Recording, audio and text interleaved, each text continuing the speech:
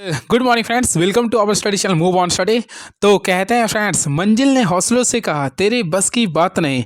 हौसलों ने मंजिल के आंखों में आंखें डाल के बोला चल झूठी तेरी इतनी औकात नहीं। तो फ्रेंड्स, आज मैं आप लोगों के सामने रेलवे ग्रुप डी, जो कि फ्रेंड्स आप लोगों के सामने फरवरी लास्ट एंडिंग में बचा हुआ है आप लोग का 1 2 3 4 5 6 9 10 फरवरी को लास्ट आप लोगों का पेपर बचा हुआ। उसी की रिगार्डिंग मैं करंट अफेयर के साथ साथ पूरे मैथ, जीके, जीएस और साइंस का क्वेश्चन, सारी क्वेश्चन लेके आऊँ, सारे मेन क्वेश्चन लेके आऊँ। और साथ में जो मैं एक्सप्लेन करूँगा पूरा ही क्लासेस अगर आप लोग देख लेते हैं, इसमें पूरे के पूरे maths, reasoning, current affair, science सारी को मैं एक्सप्लेनेशन के साथ में बताऊँगा। अगर आप लोग देख लेते हैं तो काफ़ी फ्रूटफुल होगा। ये सब जो मैं दिखा रहा हूँ सारे चीज़ को मैं लास्ट में डिस्कस कर दूँगा। क्लियर है? अच्छे अच्छे कंटेंट को मैं इसमें रखा हूँ जो आप लोगों के लिए काफ़ी इंपॉर्टेंस होगा। देख लीजिए, सारे को मैं डिस्कस करूंगा, बस वेट कीजिए आप लोग यहाँ तक जाने के लिए। इससे पहले नए आए तो प्लीज़ मेरे चैनल को सब्सक्राइब कर लीजिए। देखिए, मैथ इस बार देखे होंगे काफ़ी लोअर में आ रहा, तो उसी के पैटर्न पे मैथ, साइंस और रीजनिंग लेके आऊँ। देन फ्रेंड्स, और भी करंट अफेयर को मैं देखिए कहाँ से बताता हूँ। पहला क्वेश्चन देख लीजिए क्या लिख रहा। सारे मैथ्स को मैं ट्रिक से बताऊँगा जो आप लोगों के लिए काफ़ी फ्रूटफुल होगा। पहला, एक निश्चित राशि पर 8% की वार्षिक दर से 8 वर्षों में प्राप्त साधारण ब्याज उस राशि का 4/25 है। तो आर का मान ज्ञात करें। कुछ मत कीजिएगा, जब भी आप लोग का स्टेप्स का क्वेश्चन आएगा बट्टा में आता है तो इसके लिए फार्मूला ट्रिक याद कीजिए। अंडर रूट कर दीजिएगा, ये 4/25 है वो लिख दीजिएगा। इसको हमेशा आप लोग किससे मल्टीप्लाई कीजिएगा? 100 से गुना कीजिएगा। तो देखिए, 25 का पहाड़ा में 100 कितना टाइम्स आता है? 4 बार में। अब देखिए, अंडर रूट में 4 को 4 से गुना करेंगे 16 आएगा। 16 किसका वर्गमूल होता है? 4 का। तो राइट आंसर क्या होगा? 4। लेकिन आप लोगों को आर निकालना था तो R% यानी कि वैल्यू होगी R% इक्वल टू 4% हो गया। तो राइट आंसर करेंगे तो ऑप्शन नंबर डी, जो कि आप लोग के सामने लिख रहा है option number D. Option number D को क्लिक कर देंगे, होपफुली क्लियर होगा। क्लियर है? नेक्स्ट क्वेश्चन, 50 और 100 के बीच अभाज्य संख्याओं के समुच्चय से अभाज्य संख्याओं के कितने जोड़े हैं जिन्हें जोड़ने पर अभाज्य संख्याएं प्राप्त होगा? तो ऐसा आप लोग को निकालना है। सबसे पहले 50 और 100 के बीच अभाज्य संख्या को लिखना है। सबसे पहले 50 और 100 के बीच अभाज्य संख्या 53 से स्टार्ट होता है। मैं लिख देता हूँ 53, 59, 61, 67, उसके बाद होगा 71, देन आप लोग का 73 होगा, उसके बाद देखिएगा 83 होगा, देन आप लोग का 89 होगा, नेक्स्ट 97 हो। ये आप लोग का 50 से लेकर 100 के बीच टोटल अभाज्य संख्या कुल गिनेगा तो 1 2 3 4 5 6 7 8 9 हो गया। क्लियर है? अब इसमें लिख रहा किसी भी तो अभाज्य संख्या की अभाज्य नहीं हो सकता है। दैट मीन्स फ्रेंड्स, यहाँ पे जोड़िए, किसी को भी जोड़ने पर कभी भी अभाज्य संख्या नहीं होगा। मान लीजिए दोनों को जोड़ते हैं तो 9 7 16, 9 8 17, 1 18 हो गया। देखिए, ये क्या अभाज्य हो गया, अभाज्य हो गया। किसी का भी दो को जोड़िएगा ना तो आप लोग का हमेशा क्या आएगा? भाज्य आएगा। इसलिए इसका राइट आंसर होगा ऑप्शन नंबर सी, यानी कि 0 होगा। इस पैटर्न का क्वेश्चन पूछ रहा पेपर में। नेक्स्ट, 2 5 8 14 21 का माध्य क्या होगा? फ्रेंड्स, माध्य निकालने के लिए जानते हैं सारे का जोड़ दीजिए। तो 2 5 7 8 15, 15 14 29, 29 और 21 को जोड़िएगा तो 50 आएगा। टोटल संख्या कितना था? टोटल 5 था। 5 से डिवाइड कर देंगे तो ओवरऑल 10 आएगा, यानी ऑप्शन नंबर डी को क्लिक कर देंगे। एक कमरा 12 मीटर लंबा और 8 मीटर चौड़ा है। इसके फर्श पर 2 मीटर भुजा के वर्गाकार पत्थर के कितने जोड़े बिछेंगे? जब भी कितने जोड़े बिछेंगे इस टाइप्स का क्वेश्चन आता है। सबसे पहले देखिए, एक कमरा, तो कमरा का जो लेंथ और ब्रेथ है दोनों को मल्टीप्लाई करेंगे। दैट मीन्स इसका एरिया निकालेंगे। तो इसका एरिया निकालें तो 12 को 8 से मल्टीप्लाई कर देंगे, कितना आएगा? 96 मीटर स्क्वायर आएगा। क्लियर है? अब बोला इसके फर्श पर 2 मीटर भुजा के वर्गाकार, तो भुजा यानी कि वर्ग का क्षेत्रफल क्या था? 2 × 2 लिखें, यानी दैट मीन्स स्क्वायर का ए का स्क्वायर करेंगे तो कितना आ गया? 4 आ गया। अब संख्या निकालना n, जब भी n निकालने बोलता है तो दोनों का जो क्षेत्रफल है उसको डिवाइड करेंगे। दैट मीन्स 96 को हम लोग 4 से डिवाइड करेंगे तो ओवरऑल आप लोगों के सामने कितना आएगा? 24 आएगा। कितना आएगा? 24। तो ऑप्शन नंबर ए को क्लिक कर देंगे। आई होप आप लोगों को क्लियर हुआ होगा। नेक्स्ट, 3 संख्याओं का अनुपात 2:3:5 है। इनके घनों का योग 3 4 5 6 0 है। तो दूसरी संख्या ज्ञात करना है। कुछ नहीं करना है, 3 संख्याओं का अनुपात दिया है। तो देखिए, 2 का अनुपात क्या होगा? 8 होगा, 3 का अनुपात 27 होगा और 5 का स्क्वायर 25 होगा। तीनों का सम कर दीजिए ना, तो तीनों का सम कर दीजिएगा तो आप लोग के सामने देखिए 160 आएगा। क्या आएगा? 160 आएगा। दैट मीन्स 160 x³ आ जाएगा। क्लियर है? अब इसका वैल्यू देखिएगा तो 3 4 5 6 0 लिख रहा है। क्लियर है? 0 0 कैंसिल कर देंगे। अब x³ का वैल्यू निकालेगा 16 का टेबल में 3 4 5 6 जो कैंसिलेशन होगा 216 बार में आएगा। अब यहाँ से केवल x का वैल्यू निकालेगा। 216 किसका क्यूब रूट होता है? 6 का होता है, तो 6 आ गया। अब यहाँ पे लिख रहा है दूसरी संख्या ज्ञात करें, तो यहाँ पे तो 6 आ गया। 6 को देखिए, दूसरी संख्या क्या था? ऑलरेडी देख सकते हैं आप लोग 3 था, तो 6 को 3 से गुना करेंगे कितना आएगा? 18। तो ऑप्शन के अकॉर्डिंग ऑप्शन नंबर डी को क्लिक कर देंगे। चलिए नेक्स्ट क्वेश्चन, यदि ये जो शब्द लिख रहा है कि सभी स्वरों को हटा दिया जाए फिर शब्द के अक्षरों को वर्णानुक्रम व्यवस्थित किया जाए तो दाईं ओर से पांचवें अक्षर के बाईं ओर से तीसरा अक्षर क्या होगा। कुछ नहीं करना, देखिए आप लोगों को सबसे पहले ये जो शब्द लिखा है इसमें सभी स्वर को हटा देना। तो आपका वर्ड बचेगा NTH, यू हटा दें, एस बचेगा, फिर STCLLY बच गया। क्लियर है।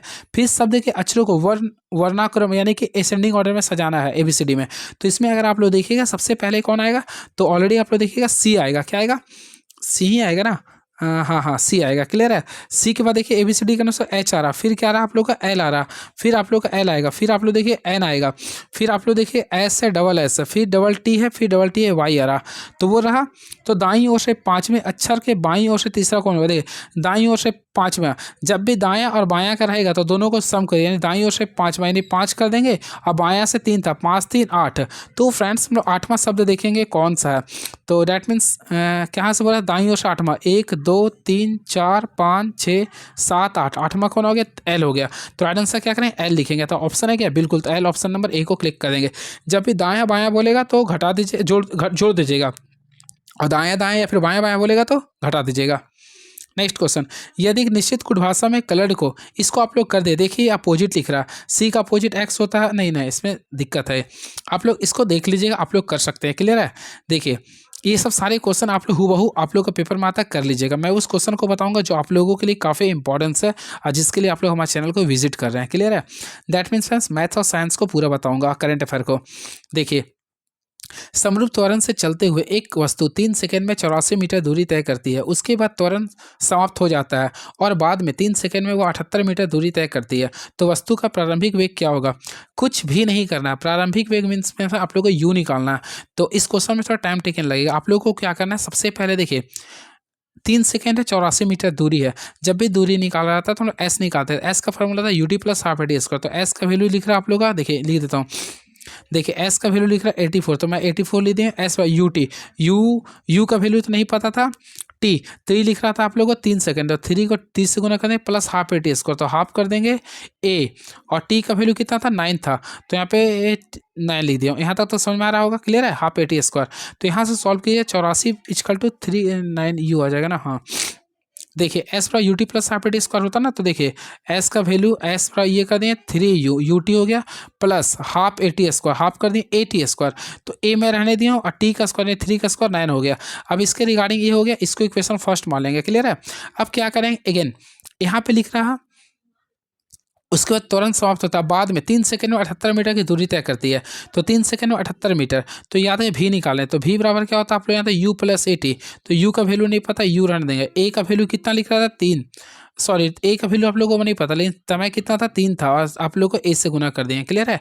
अब यहाँ से आप लोग को वैल्यू को पुट करना होगा, सॉल्यूशन कीजिएगा आप लोग। तो यू का वैल्यू 30 मीटर पर सेकंड आएगा। तो ऑप्शन के रिगार्डिंग देखिए तो ऑप्शन नंबर ए करेगा। थोड़ा सा कॉम्प्लिकेटेड है, लेकिन दोनों फार्मूला को अप्लाई कीजिएगा।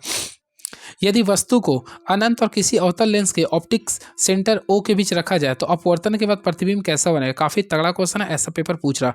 देखिए सबसे पहले आप लोग को अवतल लेंस बनाना था, अवतल लेंस हम बना दिए। ठीक है। अब हो रहा ऑप्टिकल सेंटर। सबसे पहले ये जो आप लोग का होता है इसको बोलते हैं मुख्य अक्ष बोलते हैं। अब देखिए यहाँ से एक लाइन खींचते हैं, जो बीच में होता है O, इसको बोलते हैं ऑप्टिक सेंटर। क्लियर है। तो हो रहा वस्तु को अनंत और ऑप्टिक सेंटर पे रखें। तो अनंत मीन्स देखिए वस्तु है, ये कोई मान लो ये वस्तु है रही, अनंत में लास्ट में रख दिए। ठीक है। तो यहाँ पे रखेंगे तो प्रतिबिंब कहाँ बनेगा, तो याद रखिए अपवर्तन के बाद प्रतिबिंब जो बनेगा ना वो काफ़ी छोटा बनता है। कहाँ काफ़ी बनता है, छोटा बनता है। तो राइट आंसर करेंगे तो ऑप्शन नंबर बी को क्लिक कर देंगे। Option number B is the right answer. Clear है। याद रखिएगा। और फ्रेंड्स याद रखिएगा यह हमेशा प्रकाशीय केंद्र फोकस के ही बीच बनता है, और अवतल लेंस में वस्तु के अनंत पर रहने पर प्रतिबिंब हमेशा फोकस पे बनता है। कहाँ बनता है, ये प्रतिबिंब फोकस पे बनता है। क्लियर है। बातें करना चाहते हैं अवतल लेंस की रिगार्डिंग। तो देखिए यहाँ क्वेश्चन आएगा अवतल लेंस का फोकस दूरी क्या होता है। तो याद रखिए अवतल लेंस का फोकस दूरी माइनस में होता है, और अवतल लेंस की क्षमता जो था वह माइनस डायोप्टर में होता है। क्लियर है। वही उत्तल लेंस की क्षमता जो था वो प्लस डायोप्टर में होता है। इस चीज को भी आप लोग याद रखिएगा। क्लियर है। चलिए अगला क्वेश्चन देखते हैं क्या लिख रहा है। और एक चीज और, हाँ अवतल लेंस द्वारा बना प्रतिबिंब क्या होता है। तो अवतल लेंस द्वारा जो बना प्रतिबिंब होता है इस चीज को याद रखिएगा। सबसे पहले आभासी होता है, देन आभासी के साथ साथ सीधा होता है, और उसके साथ साथ ये छोटा होता है। आभासी, सीधा और छोटा होता है। क्लियर है। चलिए गड़गड़ाहट की आवाज़ की वजह से होती है। सबसे पहले मैं आप लोगों को बताना चाहता हूँ, आप लोग देखते होंगे बारिश के समय में क्या होता है, बिजली चमकता और गड़गड़ाहट होती है। ये दोनों वायुमंडल में एक साथ होता है, लेकिन गड़गड़ाहट की आवाज़ पहले सुनाई देती है, बिजली पहले चमकता है। तो इसके पीछे कारण ये होता है प्रकाश की चाल ध्वनि की चाल से अधिक होते हैं। क्लियर है। तो यहाँ पे गड़गड़ाहट की जो आवाज़ होती है वह ध्वनि के बादलों और भूमि जैसी कई प्रवर्तक से क्रमिक प्रवर्तन की वजह से होता है। तो ऑप्शन नंबर बी को क्लिक कर देंगे। तो ऑप्शन नंबर बी को क्लिक कर देंगे। क्लियर है। और फ्रेंड्स याद रखें, एक ही ध्वनि का बहुलित प्रवर्तन के कारण बार बार सुनाई देना उसको क्या बोलते हैं? अनुरणन कहते हैं। ये क्वेश्चन आता है, इसे क्या बोलते हैं? अनुरणन बोलते हैं, जिसे रेजोनेंस भी बोलते हैं। क्लियर है। चलिए अगला क्वेश्चन देखते हैं क्या लिख रहा है ये। तो चलिए देखते हैं क्वेश्चंस क्या लिख रहा है, उसके रिगार्डिंग मैं बताऊंगा। भार का एसआई मात्रक क्या होता है? देखिए सबसे पहले भार को हम लोग डब्ल्यू बोलते हैं यानी वेट, इसका फार्मूला होता है mg होता है। क्या होता है ये? mg। अब देखिए मास का एसआई मात्रक था kg होता है, जी का होता है मीटर पर सेकंड होता है। यही kg मीटर पर सेकंड को हम लोग क्या बोलते हैं? न्यूटन बोलते हैं। क्या बोलते हैं? न्यूटन बोलते हैं। तो इसका एसआई मात्रक होता है न्यूटन। तो ऑप्शन के रिगार्डिंग देखेंगे तो ऑप्शन नंबर डी को क्लिक करेंगे। तो ऑप्शन नंबर डी को क्लिक कर देंगे। तो याद रखिए भार का एसआई मात्रक क्या होता है? न्यूटन होता है। आई होप आप लोग को क्लियर हुआ होगा। क्लियर है। बात ही करना चाहते हैं kg। kg होता है आप लोग का मास का एसआई मात्रक। अगर बोलता है मास यानी द्रव्यमान का एसआई मात्रक क्या होता है? केजी। समय का क्या होता है? सेकेंड होता है। और वही मीटर किसका होता है? तो आप लोग लिख सकते हैं लेंथ का होता है। क्लियर है। चलिए अगला क्वेश्चन याद रखिएगा। एक चीज मैं बताना चाहता हूँ, किसी वस्तु का द्रव्यमान कभी नहीं बदलता। वस्तु का द्रव्यमान कभी भी आपस में नहीं बदलता, पर भार जो होता है वह घूर्णन त्वरण पर निर्भर करता है। यह स्थान के बदलने से बदल जाता है। क्लियर है। चलिए नेक्स्ट क्वेश्चन। यदि बादल जमीन से 1600 मीटर ऊपर है तथा पर्याप्त वर्षा होती है जिससे जो भी लिख रहा सतह 2.5 सेंटीमीटर गहरे पानी से ढक जाए, तो पानी को बादलों तक उठाने के लिए कृत्य कार्य कितना होगा? इसको अगर आप लोग बनाइएगा तो ऑप्शन नंबर देखिए, सबसे पहले इसमें थोड़ा कॉम्प्लिकेटेड क्वेश्चन है ये। सबसे पहले आप लोगों को पता होगा पानी का आयतन निकालना। क्लियर है। तो पानी का आयतन इसमें निकालेगा तो आप लोगों को एक काम करना पड़ेगा। सबसे पहले आयतन तो mgh का यूज करते हैं। इसमें फार्मूला आयतन कीजिएगा ना तो देखिए सबसे L गुना B गुना H होता है। तो यहाँ पे देखिए ये आप लोग को वैल्यू दे रहा है 18240 लिख रहा है। क्लियर है।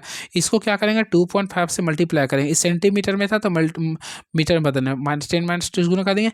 अब पानी का भार निकालिए तो भार क्या लिखे? रो इंटू वॉल्यूम इंटू जी लिखेगा। यहाँ से मल्टीप्लाई कीजिएगा तो टोटल देखिए 12800 आ जाएगा। इंटू 2.5 करेंगे इंटू 10⁻³ कर देंगे और लास्ट में 10 है। इसको मल्टीप्लाई कीजिए फ्रेंड तो 151200 इंटू 10⁻7 आएगा। दैट मीन्स इसका राइट आंसर होगा ऑप्शन नंबर देखिए तो सी को क्लिक कर देंगे। थोड़ा कॉम्प्लिकेटेड है लेकिन ऐसा क्वेश्चन नहीं आ रहा। यदि किसी उत्तल दर्पण की वक्रता थी 24 सेंटीमीटर, उसकी फोकस दूरी क्या होगी? हमेशा याद रखना एफ का फॉर्मूला होता है, एफ बराबर होता है r/2 होता है। क्या होता है? r/2 होता है। 24 को आधा कर देंगे कितना आएगा? 12 सेंटीमीटर। याद रखिएगा 12 सेंटीमीटर। तो ऑप्शन के रिगार्डिंग देखेंगे तो ऑप्शन नंबर आप लोग ऑप्शन नंबर बी को क्लिक कर देंगे। चलिए नेक्स्ट क्वेश्चन देखते हैं क्या लिख रही है। चलिए नेक्स्ट क्वेश्चन आप लोगों ने ये रहा, भरतनाट्यम की उत्पत्ति किस राज्य में हुई थी? काफी अच्छा क्वेश्चन है, क्वेश्चन पूछ सकता है। तो याद रखिए भरतनाट्यम की उत्पत्ति जो हुआ था वह तमिलनाडु में हुई थी। कहाँ हुआ था? तमिलनाडु में हुआ था। क्लियर है। चलिए और फ्रेंड्स मैं आप लोगों को बताना चाहता हूँ, चलिए भरतनाट्यम गुजरात में जानते हैं क्या होता है? गुजरात का नृत्य क्या होता है? आप लोग कमेंट बॉक्स में लिखिएगा। और हाँ, गुजरात का एक नृत्य है जिसे बोलते हैं गरबा। फ्रेंड्स मैं आप लोगों को बताना चाहता हूँ गरबा नृत्य को यूनेस्को की अमूर्त विरासत में जोड़ी गई, इस चीज़ याद रखिएगा। क्लियर है। और अभी हाल फिलहाल में अमूर्त विरासत में किस फेस्टिवल को जोड़ा गया? तो दीपावली को यूनेस्को की अमूर्त विरासत वाले लिस्ट में जोड़ा गया। क्लियर है। इस चीज़ को भी आप लोग को ध्यान में रखना पड़ेगा। क्लियर है। चलिए एंड वेरी नेक्स्ट क्वेश्चन, किस तिथि को संविधान सभा की अंतिम बैठक हुई थी? ऑलरेडी आप लोगों को पता होगा 24 जनवरी 1950 को संविधान सभा की अंतिम बैठक हुई थी। राइट आंसर करेंगे ऑप्शन नंबर डी को क्लिक कर देंगे। क्लियर है। और 24 जनवरी 1950 को डॉक्टर राजेंद्र प्रसाद को भारत का प्रथम राष्ट्रपति चुना गया था। इसी दिन राष्ट्रीय गीत और राष्ट्रीय गान को भी अपनाया गया था। क्लियर है। वही बातें करना चाहते हैं 22 जुलाई 1947 को, तो 22 जुलाई 1947 को राष्ट्रीय ध्वज को अपनाया गया था। क्लियर है। और 13 दिसंबर 1946 को पंडित नेहरू ने उद्देश्य प्रस्ताव को पेश किया था। क्लियर है। और वैसा तो कुछ है नहीं। 22 जनवरी 1950 को क्या हुआ था? वैसा 22 जनवरी का कुछ क्वेश्चन नहीं था। क्लियर है। चलिए अगला क्वेश्चन देखते हैं क्या ये। निम्नलिखित में किसी वर्ष 2022 के पद्म विभूषण से सम्मानित किया गया? फ्रेंड्स मैं 22 का नहीं बात करना चाहता हूँ। देखिए करंट में आ चुका हूँ पद्म विभूषण। ये क्वेश्चन आप लोग का पेपर में आएगा पद्म विभूषण के रिगार्डिंग, इसलिए मैं इस लिस्ट को भी लेके आऊँ। देखिए सबसे पहले इस साल टोटल देखिए पद्म विभूषण किससे मिला? तो ये 7 लोगों को मिला। आप लोग एक बार याद कर लीजिएगा। तो देखिए पहला मिला आप लोग का दुव्वूर नागेश्वर रेड्डी, कहाँ के रहने वाला है? तेलंगाना का है। नेक्स्ट जगदीश सिंह खेहर को कर लीजिए, जो कि इससे पहले 46वें नंबर का सीजी आए थे, 45वें नंबर के थे सॉरी। कुमुदिनी रजनीकांत, इसका संबंध गुजरात से क्वेश्चन आ सकता है कहाँ से थे। ठीक है। लक्ष्मी नारायण सुब्रमण्यम, ये तो आप लोग कर्नाटक से थे। टी वासुदेवन, तो वासुदेवन नायर जो थे आप लोग का केरल से संबंधित थे। वही ओसामू सुजुकी जो आप लोग मारुति सुजुकी जो गाड़ी चलाते हैं ना, वो जापान के रहने वाले थे। शारदा सिन्हा तो अपने यहाँ बिहार कोकिला, ये 7 लोगों को पद्म विभूषण से सम्मानित किया गया इस साल के लिए ना। क्वेश्चन आ सकता है आप लोग का, टोटल कितना लोगों का था, तो देखिए इस साल टोटल पद्म पुरस्कार से सम्मानित टोटल कितने लोगों को किया था, 139 लोगों को। 139 लोगों में आप लोग को याद करना होगा, सबसे पहले 7 लोगों को पद्म विभूषण मिला था, दैट 19 लोगों को पद्म विभूषण मिला था, और 113 लोगों को क्या मिला था, पद्म श्री मिला है। क्लियर है। इसमें भी याद रखें 23 आप लोगों को वुमेन्स को मिला था, और वही आप लोग का 10 जो मिला था विदेशी को मिला था, और 13 मिला था मरणोपरांत को। ये सारे पॉइंट्स को आप लोग को याद रखना पड़ेगा। क्लियर है। कन्फ्यूजन होगा तो आप लोग चैनल को देख सकते हैं। चलिए अब नेक्स्ट क्वेश्चन देखते हैं आप लोग के लिए क्या लिख रहा है, तो देखते हैं नेक्स्ट क्वेश्चन क्या लिख रहा है। ये हो गया अगला। इस क्वेश्चन को आप लोगों को सॉल्व करना है। तो फ्रेंड्स अगर आप लोग इसको सॉल्व कीजिएंगे तो लंगड़ा मेथड से सॉल्व कर सकते हैं। डैट मीन्स इसको सॉल्व कीजिए तो 19/43 आएगा। इस टाइप्स का क्वेश्चन ग्रुप डी में पूछ रहा है इस बार। 3 संख्याओं का योग 100 है। पहली और दूसरी संख्या का अनुपात 4:9 है।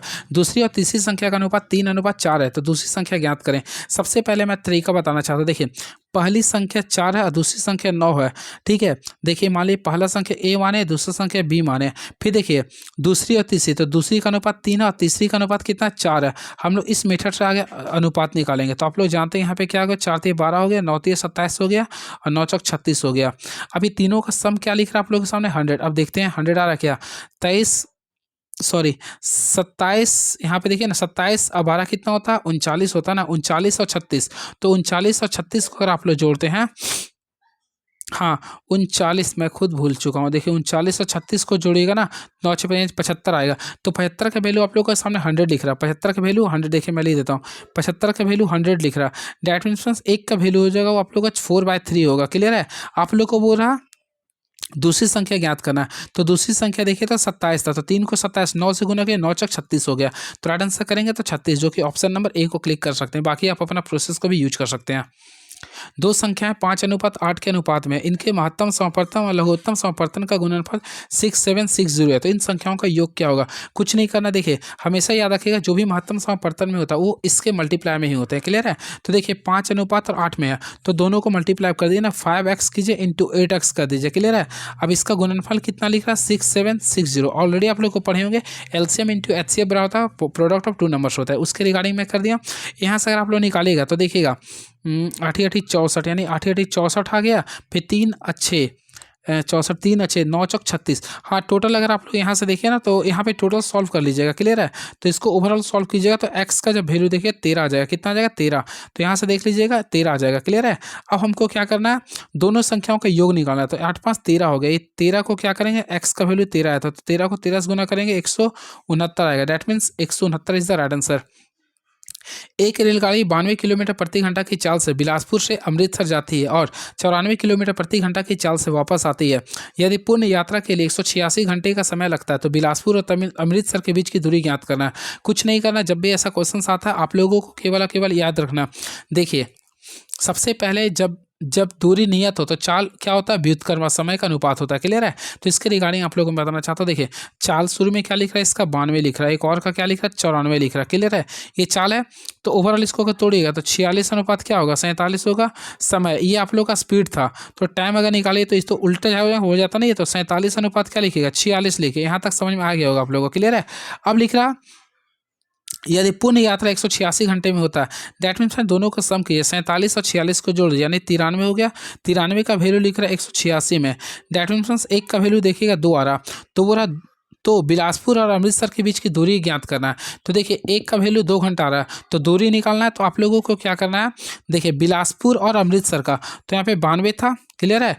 और एक और क्या था, 92 को क्या करेंगे, 47 से गुना कर देंगे, और यहाँ पे कितना समय आया था, 2, इससे गुना करें, क्योंकि दूरी पर क्या होता है, 4 गुना समय। तो आप लोग यहाँ पे सॉल्व किए तो 8, 6, 4, 8 किलोमीटर आ जाएगा। ये आप लोग का दूरी आ जाएगा। क्लियर है। इस टाइप से आप लोग बना सकते हैं। तो ऑप्शन के रिगार्डिंग देखेंगे तो 8648 है। ऑप्शन नंबर सी को क्लिक करें। मुझे ऐसा लग रहा है आप लोग को लास्ट में नहीं समझ में आया। देखिए एक का वैल्यू कितना आया था, 2 आवर आया था। क्लियर है। आप लोग को पता है डिस्टेंस इक्वल टू क्या होता है, स्पीड इंटू टाइम होता है। क्लियर है। अब देखिए स्पीड देखे थे आप लोग का 92 था, तो मैं 92 लिख दिया हूँ। क्लियर है। ये हो गया। अब समय, तो फ्रेंड्स समय आप लोग देखे होंगे 47 आया था। क्लियर है। अब एक का वैल्यू कितना था, डबल था, तो 2 से मल्टीप्लाई कर दें इसको।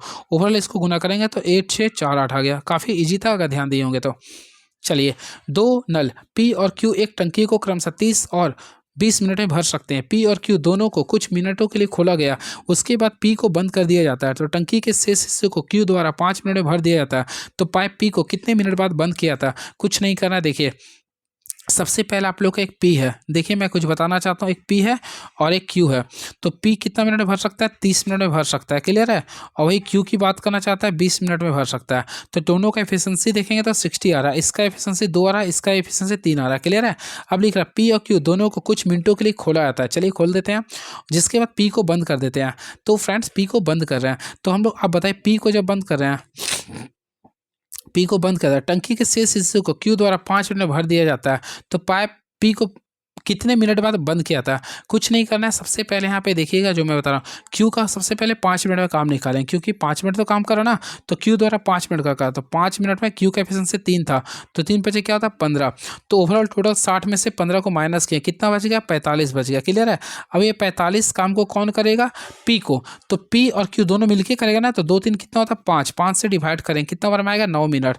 तो याद रखिएगा पी को 9 मिनट बाद बंद कर देगा। कितना मिनट? 9 मिनट। ये ट्रिक था, आप लोगों को मैं सामने बता दिया। तो ऑप्शन नंबर ए को क्लिक कर देंगे। चलिए नेक्स्ट क्वेश्चन, बिस्तर तकिया। तो सोफा क्या होता है फ्रेंड? तो सोफा को आप लोग कर सकते हैं गद्दी से। सोफा में क्या होता है? गद्दी। तो ऑप्शन नंबर सी को क्लिक कर देंगे। चलिए एंड नेक्स्ट क्वेश्चन, तो देखते हैं नेक्स्ट क्वेश्चन क्या लिख रहा है, उसके रिगार्डिंग बताऊंगा। ये सब देख लीजिए, इजी क्वेश्चन होता है ना। जो मैं टफ होता है उसे देखो। भारतीय संविधान का अनुच्छेद 51 में मौलिक कर्तव्य देश के सभी नागरिकों पर बाध्यकारी है। बिल्कुल सही है आप लोग का। ये लिख रहा संवैधानिक, क्या लिख रहा है? संवैधानिक बाध्यताओं। यहाँ पे थोड़ा ध्यान दीजिएगा, क्या लिख रहा? संवैधानिक बाध्यताओं के बिना कोई भी भारतीय अच्छा नागरिक नहीं बनेगा, ऐसा कभी नहीं हो सकता, ये गलत हो गया। मौलिक कर्तव्य को संविधान में शामिल करना ही यह सुनिश्चित करने का एकमात्र तरीका है कि सभी नागरिकों उनका पालन करें। जब भी एक मात्रा था कैंसिल कीजिए, ना तो धारण 1 ना ही तो धारण 2 करेगा। तो ऑप्शन ए को क्लिक कर देंगे ऐसा में। चलिए नेक्स्ट क्वेश्चन देखते हैं क्या लिख रहा है। ये क्वेश्चन काफ़ी इजी है। डेट मीन्स आप लोग का रीजनिंग है। 89 को 2 से गुना करेंगे 178 आ गया, तो 90 को 2 से गुना करेंगे 180 आएगा। तो ऑप्शन है बिल्कुल, तो ऑप्शन नंबर ए को क्लिक कर देंगे। अगला क्वेश्चन आ गया, देखते हैं क्या लिख रहा। समुद्र की गहराई निर्धारित करने और पानी के नीचे की पहाड़ियों, घाटियों, पनडुब्बियों, हिमशल आदि का पता लगाने के लिए किस तकनीक का प्रयोग करते हैं? तो ऑलरेडी फ्रेंड्स आप लोग पढ़े होंगे सॉन्ड नेविगेशन एंड रेंजिंग, जिसे बोलते हैं सोनार। तो सोनार का पता करते हैं, क्लियर है। इस चीज़ को याद रखिएगा। चलिए बातें करना चाहते हैं एमआरआई। तो एमआरआई का फुल फॉर्म होता है मैग्नेटिक रेजोनेंस इमेजिंग होता है, क्लियर है। चलिए और एक होता है मेजर। मेजर भी आप लोग याद कर ले, इसका फुल फॉर्म में भी पॉसिबिलिटी पेपर में आ जाए। तो मेजर का होता है microwave amplification by stimulated emission और रेडिएशन होता है, क्लियर है। एक होता है राडार। तो राडार का ही फुल फॉर्म जान लीजिए, जब जान ही रहे तो देखिए रेडियो डिटेक्शन एंड रेंजिंग होता है, क्लियर है। इस सारे पॉइंट्स को याद रखेगा। और राडार का उपयोग दूर की वस्तुओं की स्थिति, उनकी दूरी, चाल और चलने की दिशा का पता लगाने में करते हैं। राडार मीन्स होता है दूर की स्थिति, क्लियर है। समुद्र की गहराई का हम लोग सोनार का प्रयोग करते हैं, क्लियर है। चलिए अगला क्वेश्चन, एक अलग प्रतिध्वनि सुनने के लिए मूल ध्वनि और प्रतिध्वनि के बीच कितने न्यूनतम समय अंतराल की आवश्यकता होती है? ऑलरेडी फ्रेंड्स आप लोगों को बताओ, एक अलग प्रतिध्वनि सुनने के लिए मूल ध्वनि और प्रतिध्वनि के बीच 1/10, दैट मीन्स फ्रेंड 0.1 सेकेंड का अंतराल जरूरी होता है, यानी कि 1/10 लिख सकते हैं। तो 1/10 को अगर आप लोग तोड़िएगा तो 0.1 सेकेंड भी लिख सकते हैं, क्लियर है। तो ऑप्शन नंबर सी को काफ़ी मोहब्बत से क्लिक कर सकते हैं, क्लियर है। याद रखिएगा किसी प्रवर्तक सतह से टकराकर दोबारा सुनाई देने वाले ध्वनि को ही प्रतिध्वनि बोलते हैं, क्लियर है। साथ साथ मानव मस्तिष्क में ध्वनि की संवेदना 1/10 सेकेंड तक बनी रहती है, क्लियर है। याद रखिएगा प्रतिध्वनि सुनने के लिए अवरोधक की ध्वनि स्रोत से न्यूनतम जो दूरी होता है क्वेश्चन पूछता है, तो लगभग 17 मीटर की दूरी होना चाहिए। इस चीज़ को भी आप लोग को ध्यान में रखना पड़ेगा, क्लियर है। चलिए अगला देखिए, मुक्त रूप से गिरने वाले किसी वस्तु द्वारा अनुभव किए जाने वाले त्वरण किसके स्वतंत्र होते हैं? हमेशा याद रखिए, मुक्त रूप से गिरने वाले किसी वस्तु द्वारा अनुभव किया जाने वाले त्वरण उसके द्रव्यमान के स्वतंत्र होती है। किसके होती है? द्रव्यमान के। तो ऑप्शन नंबर बी को क्लिक कर देंगे। Option number B is the right answer, clear है। चलिए बातें करना चाहते हैं दाब का। तो दाब का ऐसे मात्रा क्या होता है? देखिए दाब का फॉर्मूला होता है पी। पी का फॉर्मूला बोलते हैं फोर्स बाय एरिया, यानी कि फोर्स पर एरिया इज कॉल्ड एज दाब। अब फोर्स का यूनिट होता है न्यूटन और एरिया का होता है मीटर स्क्वायर। ऐसे न्यूटन मीटर स्क्वायर को हम लोग बोलते हैं पास्कल। याद रखिए क्या होता है? दाब कैसे मात्रा पास्कल होता है, क्लियर है। और द्रव्यमान कैसे मात्रा क्या होता है? केजी होता है, क्लियर है। और वेग, वेग कैसे मात्रा होता है? मीटर पर सेकेंड होता है। ऊर्जा का तो आप लोग जानते हैं जूल होता है। ये सारे पॉइंट्स को आप लोग याद रखिएगा, क्लियर है। वही जल के सतह के अंदर का दाब निकालना तो पी का वैल्यू निकालिएगा तो रो इंटू जी एच होता है। ये सब सारे पॉइंट्स को याद कर लीजिएगा। चलिए अगला क्वेश्चन देखते हैं क्या लिख रही है। निम्नलिखित में से टेरिडोफाइटा है। तो देखिए टेरिडोफाइटा भी तो वर्तमान में हटा दिया गया, लेकिन देखिए एंजोला हो गया, मार्सिलिया हो गया, सिलीजेनिया, ये सारे आप लोग का टेरिडोफाइटा था। ऑप्शन नंबर डी को क्लिक कर देंगे। नेक्स्ट क्वेश्चन, नाड़ी की धड़कन जिसे बोलते हैं पल्स बीट किसके द्वारा मापी जाती है? हमेशा याद रखिए नाड़ी की धड़कन जैसे दैट मीन्स पल्स बीट ये धमनी से मापते हैं यानी अल्ट्री से। तो ऑप्शन नंबर सी को क्लिक करें। अगेन आई रिपीट, नाड़ी की धड़कन जो हम लोग धमनी से मापी जाती है, किससे? धमनी से मापी जाती है। क्लियर है? चलिए याद रखिएगा, सांस द्वारा बाहर निकाली गई वायु में 17% ऑक्सीजन होती है। क्लियर है? बातें करना चाहते हैं धमनी के बारे में। धमनी में शुद्ध रक्त का प्रवाह होता है, याद रखिएगा ना, धमनी में शुद्ध रक्त। और फिर याद रखिएगा शुद्ध रक्त जो होता है ना वह ऑक्सीजन युक्त होता है, यानी कि इसमें शुद्ध रक्त का प्रवाह होता है। वही सीरा में आप लोग का अशुद्ध रक्त होता है, दैट मीन्स CO2 युक्त का होता है। क्लियर? इस चीज़ को भी आप लोग को ध्यान में रखना पड़ेगा। एक और क्वेश्चन आता है, याद रखिए ग्लाइकोलाइसिस में 2 ATP का शुद्ध लाभ होता है, इस चीज़ को भी आप लोग को ध्यान में रखना पड़ेगा। क्लियर है? चलिए अगला क्वेश्चन देखते हैं क्या लिख रहा।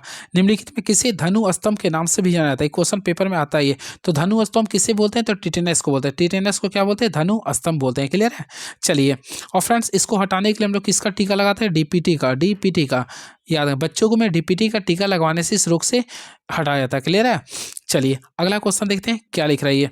तो मद्रास में स्वदेशी आंदोलन का नेतृत्व किसने किया था? होपफुली फ्रेंड्स आप लोगों को पता होगा, मद्रास में स्वदेशी आंदोलन का नेतृत्व 1905 में चितरंजन पिल्ले ने किया था। तो ऑप्शन नंबर डी को क्लिक करें। इस क्वेश्चन को मैं स्किप कर देता हूं, लेकिन आप लोगों को मैं बताना चाहता हूं स्वदेशी आंदोलन कब हुआ था, आप लोग कमेंट बॉक्स में लिखिएगा। क्लियर है?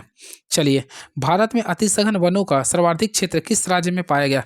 तो फ्रेंड्स आप लोगों को मैं करंट अफेयर के रिगार्डिंग में कुछ जोड़ के बता देना चाहता हूँ वन के बारे में। होपफुली आप लोग पढ़े होंगे। तो अभी याद रखिए जो नया डाटा जो आया था वन का, तो सबसे ज़्यादा वन कहाँ पाया गया था? देखिए सबसे ज़्यादा वन जो हो नहीं रहा यहाँ पे। तो फ्रेंड्स याद रखिए अभी भारत में सबसे पहले याद रखें 21 दिसंबर 2024 को, डेट के साथ मैं याद करवा रहा हूँ ताकि आप लोग को पेपर में आ जाए। देखिए 21 दिसंबर 2024 को पर्यावरण वन और जलवायु परिवर्तन मंत्री भूपेंद्र यादव ने वन अनुसंधान संस्थान देहरादून में 18वां भारत वन रिपोर्ट 2023 का प्रस्तुत किया था। क्लियर है? अब इसके अकॉर्डिंग भारत में सर्वाधिक वन वाला क्षेत्र वाला जो राज्य हो गया सबसे ज़्यादा, यानी कि भारत में किस राज्य में वन है? तो याद रखिए कहाँ पे आया पता आप लोग को?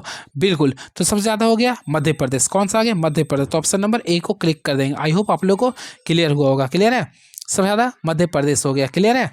चलिए अगला क्वेश्चन देखते हैं क्या है। और भारत का भी कौन यानी पर्यावरण मिनिस्टर कौन है? भूपेंद्र यादव है। और 21 दिसंबर को क्या मनाते हैं? तो ऑलरेडी आप लोगों को पता होगा, ध्यान दिवस मनाते हैं। चलिए नेक्स्ट क्वेश्चन, निम्नलिखित में से किस देश ने भारत के साथ मिलकर त्रिपक्षीय अभ्यास दोस्ती का समापन किया? सबसे पहले फ्रेंड्स आप लोग का अभ्यास अगर पढ़े होंगे तो काफ़ी अच्छी बात है। तो दोस्ती आप लोग को ऑलरेडी पता होगा, इसका राइट आंसर क्या होगा? भारत और किस देश के भी दोस्ती चलता है? तो आप लोग को पता होगा भारत श्रीलंका और मालदीव के साथ चलता है। तो याद रखिए भारत श्रीलंका और मालदीव के बीच कौन सा अभ्यास चलाइए? तो दोस्ती। क्लियर है? चलिए अब देखिए यहाँ से मैं आप लोगों को 2-3 क्वेश्चन को इधर उधर बता देता हूँ जो आप लोगों के लिए काफ़ी इंपॉर्टेंस होगा। देखिए सारे क्वेश्चन करंट के अकॉर्डिंग बताते हैं। मान बात करना चाहते हैं ऑस्ट्रेलिया से, तो ऑस्ट्रेलिया और भारत के बीच एक समझौता हुआ था। दैट मीन्स फ्रेंड्स इसे हम लोग क्या बोलते हैं? आप लोगों को पता है ऑसीडेक्स। देखिए इसमें ऑलरेडी लिख रहा है AUSI इंडेक्स, यानी ऑसी इंडेक्स हुआ था। ये आप लोग का भारत और ऑस्ट्रेलिया के बीच में होता है। कहाँ पे हुआ था? जापान के पश्चिम में हुआ था। क्लियर है? बातें करना चाहते हैं अगला, तो और भी ऑस्ट्रेलिया से कुछ हुआ था क्या? अगर आप लोग पढ़े हैं तो कमेंट बॉक्स में लिख सकते हैं। क्लियर है? चलिए एक और हुआ था, याद रखिए भारत और ऑस्ट्रेलिया के बीच चौथा ऑस्ट्रा हिंद जो कि पर्थ में हुआ था। चौथा ऑस्ट्रा हिंद हुआ था, ये कहाँ पे हुआ था? पर्थ में हुआ था। इतना पॉइंट आप लोग याद कर लीजिए। क्लियर है? वही बातें करना चाहते हैं जापान से, तो फ्रेंड्स आप लोगों को पता होगा भारत और जापान के बीच जो युद्ध होता है उससे बोलते हैं जायमैक्स, JAI होता है, जायमैक्स होता है। क्लियर है? और ये कहाँ पे हुआ था? जापान के पश्चिम में हुआ था। इस चीज़ को भी आप लोग को ध्यान में रखना पड़ेगा। चलिए और आप लोगों को बताइए भारत और थाईलैंड के बीच जो होता है उसे क्या बोलते हैं? तो याद रखिए भारत और थाईलैंड के बीच जो अभ्यास होता है उससे बोलते हैं सियाम। क्या बोलते हैं? सियाम बोलते हैं। और ये कहाँ पे होता है? पटाई में होता है। कहाँ पे होता है? पटाई में। इसके साथ साथ 14वां मैत्री, देखिए ये भी इंपॉर्टेंट क्वेश्चन है। 14वां मैत्री, तो 14वां मैत्री अभ्यास भारत और थाईलैंड के बीच में होता है। ये कहाँ पे होता है? उमरोई में हुआ था। इस चीज़ को भी आप लोग याद रखें। उमरोई कहाँ पर पड़ता है? ये मेघालय में होता है। क्लियर है? चलिए और भारत और बांग्लादेश में क्या होता है? ये बोंगो एक्सरसाइज होता है। भारत और बांग्लादेश में क्या होता है? बोंगो एक्सरसाइज होता है। क्लियर है? चलिए बातें करना चाहते हैं भारत और रूस के बीच में, तो फ्रेंड्स याद रखिए भारत और रूस के बीच जो होता हुआ इंदिरा अभ्यास होता है। इंदिरा अभ्यास जो कि 2025 में हुआ था। ये कहाँ पे हुआ था? तो राजस्थान के बीकानेर में हुआ था। ये भी याद करना पड़ेगा। बातें करना चाहते हैं भारत और श्रीलंका, तो भारत और श्रीलंका भी स्लाइनेक्स से होता है, SLINEX से होता है, जो कि कहाँ पे हुआ था, कोलंबो के श्रीलंका में हुआ था, कोलंबो के श्रीलंका में हुआ था। क्लियर है। एक साथ इसके साथ साथ एक और सबसे इंपॉर्टेंट, भारत और श्रीलंका के बीच एक और हुआ था जिसे हम लोग बोलते हैं 11वां मित्र शक्ति। याद रखिए मित्र शक्ति, ये कौन सा हुआ था, 11वां। कैसे याद करना है, 11 खिलाड़ी खेलते हैं क्रिकेट में, तो मित्र ये कहाँ पे हुआ था, कर्नाटक के बेलगांव में हुआ था, कर्नाटक के बेलगांव में हुआ था। इस सारे पॉइंट्स को आप लोग को याद रखना पड़ेगा। चलिए अब वैसा कोई देश तो बचा नहीं जिसके बारे में बताऊं। चलिए अगला क्वेश्चन देखते हैं क्या लिख रहा है ये। तो फ्रेंड्स नेक्स्ट क्वेश्चन की ओर मूव ऑन करना चाहते हैं। कैसा लगा आप लोग कमेंट बॉक्स में जरूर बताने का प्रयास कीजिएगा। 3 अंकों की वह बड़ी से बड़ी संख्या कौन सी है जो 4, 5 और 6 से विभाज्य हो जाए। जब भी ऐसा क्वेश्चन आता है तो आप लोगों को क्या करना है, 3, 4, 5 यानी देखिए करें ना, तो 4, 5 और 6 इसका आप लोग का एलसीएम निकाल लीजिएगा। तो इसका एलसीएम अगर आप लोग निकालते हैं ऑलरेडी तो इसका वैल्यू आएगा 60 आएगा। क्लियर है। अब 3 अंकों की सबसे बड़ी संख्या निकालने के लिए 60 को आप लोग क्या कीजिएगा ना, 3 अंकों की सबसे बड़ी संख्या क्या होता है, 999 होता है, इससे डिवाइड कीजिएगा तो 1 टाइम्स कीजिएगा तो आप लोग के सामने कितना आएगा, ये आगे 6 टाइम्स लगाइए तो ओवरऑल देखिएगा शेषफल कितना रहा, 39 आ रहा। अब आप लोगों को क्या करना है, जो सबसे बड़ा संख्या होता है 3 अंकों का, आप लोगों के सामने पता है 999 होता है, इसमें शेषफल कितना आता है 39, इसको माइनस कर दीजिए कितना आ गया 960 आ गया। तो right answer option number A को क्लिक कर देंगे, ये रूल होता है। क्लियर है। चलिए ये तो क्वेश्चन इजी है। देखिए यदि 2 पर पावर x बराबर 3 पर पावर y बराबर 3 12 पर पावर z है तो कौन सा सत्य होगा। तो फ्रेंड्स इसका अनुसार अगर आप लोग बनाइए, देखिए सबसे पहले मान लीजिए 2 का वैल्यू निकालते तो मान लीजिए तीनों का वैल्यू बराबर लैम्डा मान लीजिए, तीनों वैल्यू लैम्डा मान लीजिए तो 2 का वैल्यू निकालेगा तो लैम्डा इंटू 1/x कीजिएगा ना। उसी प्रकार अगर 3 का वैल्यू निकालेगा तो लैम्डा इंटू 1/y कीजिएगा। वही जेड का 12 का वैल्यू निकालेगा, 12 है ना ये, तो 12 का निकाला तो लेमडा इंटू 1/z कीजिएगा। क्लियर है। अब यहाँ पे देखिए तीनों के बारे में अगर तोड़िएगा तो आप लोग के सामने सिंपल वे में क्वेश्चन आ जाएगा 1/z का बराबर होगा 1/y प्लस 1/x होगा। क्लियर है। तो ये आप लोग देखिएगा तो ऑप्शन नंबर ए को क्लिक करिए। क्वेश्चन इंपॉर्टेंट है, अगेन आई रिपीट, ये क्वेश्चन पेपर की दृष्टि से इंपॉर्टेंट है, पेपर में हमेशा पूछता है, इस चीज़ को देख लीजिएगा। क्लियर है। चलिए नेक्स्ट क्वेश्चन देखते हैं क्या लिख रहा है ये। चलिए नेक्स्ट क्वेश्चन देखते हैं क्या लिख रहा है, उसके रिगार्डिंग मैं क्वेश्चन को बताऊंगा। देखिए जब एक संख्या 234 से विभाजित होती है तो शेषफल 36 बचता है, उसी संख्या को 13 से विभाजित करने पर शेषफल क्या होगा। देखिए इस टाइप्स का क्वेश्चन पेपर में आप लोग का पेपर में हमेशा साल पूछता है, इस साल भी बनेगा। तो इसके लिए आप लोग एक छोटा सा ट्रिक है, दैट मीन्स फ्रेंड्स आप लोग को 13 को ही जो विभाजित संख्या रहता है उसको लास्ट वाले से डिवाइड करिए, यानी कि 13 को 36 से डिवाइड करेंगे तो ऑलरेडी 13 को 36 से डिवाइड किया तो शेषफल कितना आएगा 10। तो right answer option number C को क्लिक कर देंगे। चलिए अगला क्वेश्चन देखते हैं क्या लिख रहा, देखते हैं।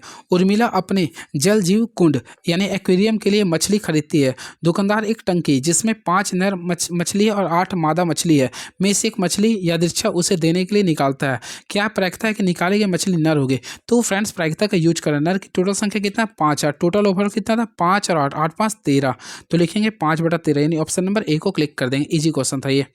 नेक्स्ट क्वेश्चन, यदि ABCD एक समचतुर्भुज है, AC लघुत्तम विकर्ण है, एंगल ABC बराबर 60 डिग्री है, AC बराबर 6 सेंटीमीटर है, तो समचतुर्भुज की भुजा की लंबाई ज्ञात करना। कुछ नहीं करना है, सबसे पहले आप लोगों को मैं बताना चाहता हूँ, आप लोगों को एक समचतुर्भुज बनाना। डैट मीन्स सम यानी क्या होता है, चारों ओर बराबर होना चाहिए। देखिए मैं मान लीजिए एक चतुर्भुज बनाया है ABCD, यहाँ पे देखिए मैं लिख देता हूँ, A है आपका, ये B हो गया, आप लोग का ये C हो गया, ये D हो गया।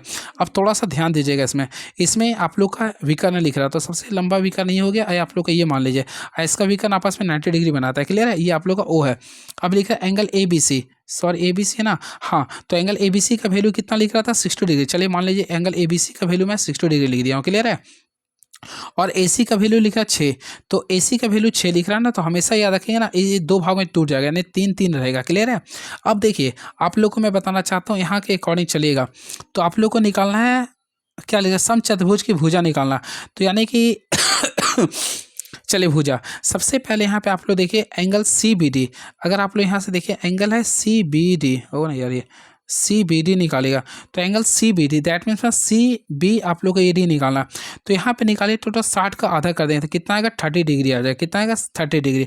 अब इसी के अकॉर्डिंग हम लोग sin 30 का वैल्यू लेंगे, तो ऑलरेडी आप लोग को पता है sin 30 का वैल्यू लिखेगा तो ये क्या होता है परपेंडिकुलर बाय बेस होता है। तो इसके रिगार्डिंग परपेंडिकुलर क्या था OC था, अब बेस देखिएगा तो BC था, और sin 30 का वैल्यू होता है 1/2 होता है, और OC का वैल्यू देखिए 3 था, BC का वैल्यू आप लोग को निकालना था, तो BC 3 दूनी क्या हो गया 6 हो गया।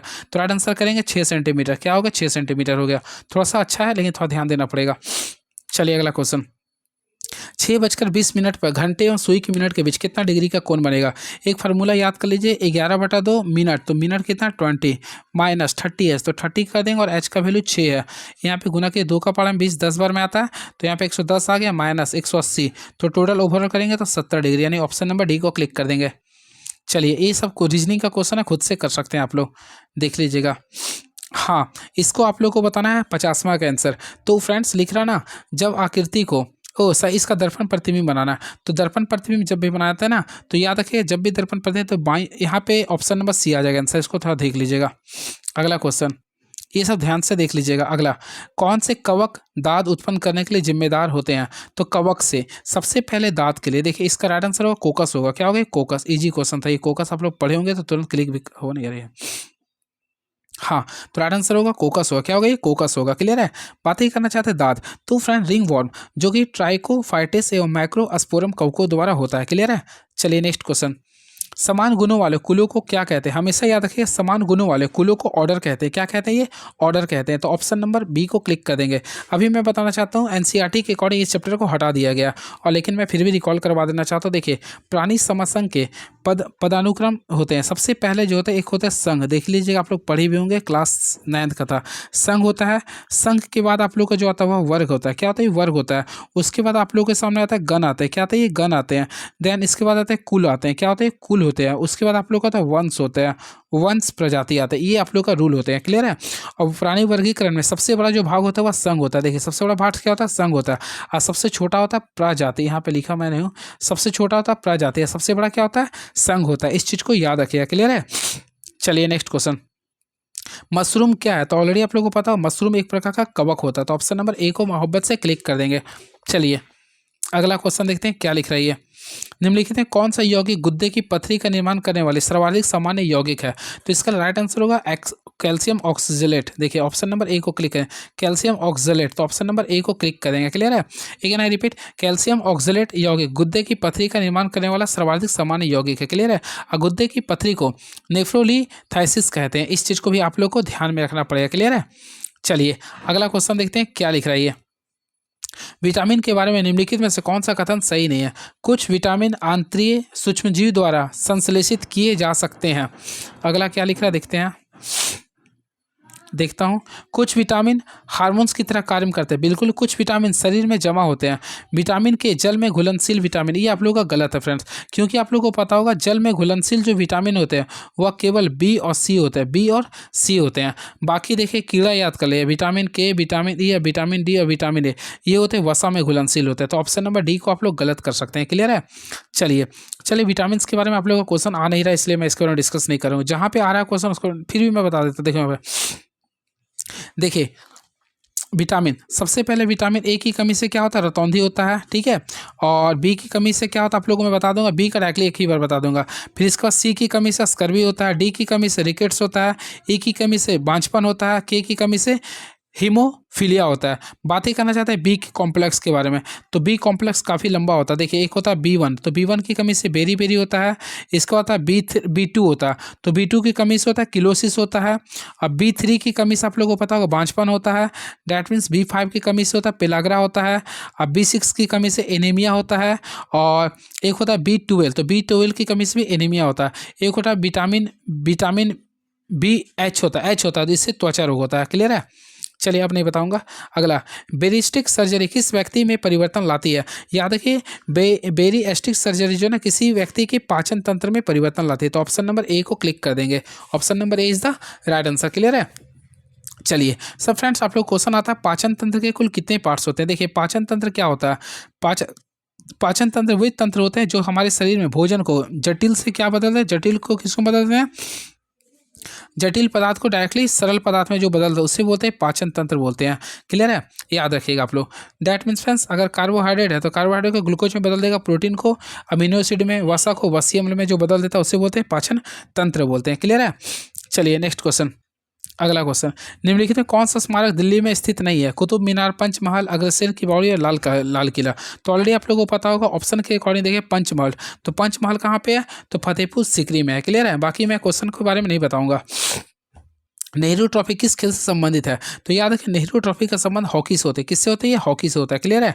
चलिए, और फ्रेंड्स मैं आप लोगों को कुछ क्वेश्चन बताना चाहता हूँ। देखिए, ट्रॉफी अवार्ड्स के बारे में आप लोगों को पता हो, आप लोग कमेंट बॉक्स में लिखिएगा। अभी हाल में ही सुल्तान सुल्तान अदसा ट्रॉफी किसने जीता था हॉकी से? तो ये आप लोगों को पता होगा, झारखंड ने टीम जीता था।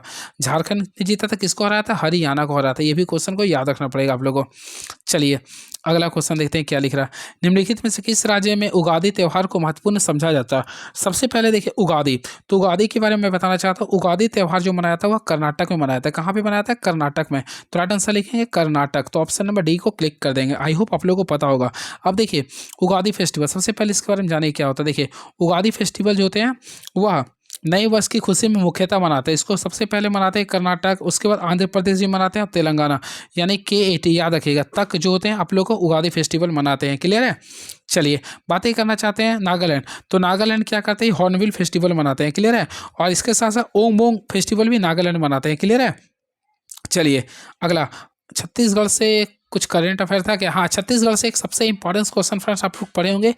छत्तीसगढ़ का एक कोपरा है, तो कोपरा जलाशय को यूनेस्को लिस्ट में रामसर सूची में शामिल किया गया। वो पॉइंट्स को आप लोग काफ़ी मोहब्बत से याद कर लीजिएगा। क्लियर है? सबसे इंपॉर्टेंट पॉइंट्स था। एक और मेरे माइंड में शायद देखते हैं, अगर कुछ आ गया दिमाग में तो मैं डिस्कस कर दूंगा। वैसा कुछ है नहीं रहा था तो मैं बोल देता। क्लियर है?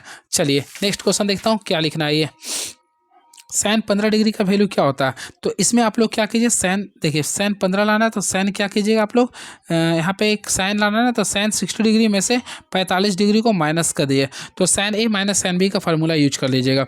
तो आप लोग को ऑलरेडी पता है सैन ए, तो सैन ए यानी कि देखिए इसका फार्मूला होता है sine A into cos B, sine A into cos B minus cos A into sine B. इस फार्मूला को आप लोग सेटिस्फाइड कर दीजिएगा। तो आप लोग के सामने जो वैल्यू आएगा आप लोग सॉल्व कीजिए, तो √3 - 1/2√2 होता है, 2√2 होता है। क्लियर है?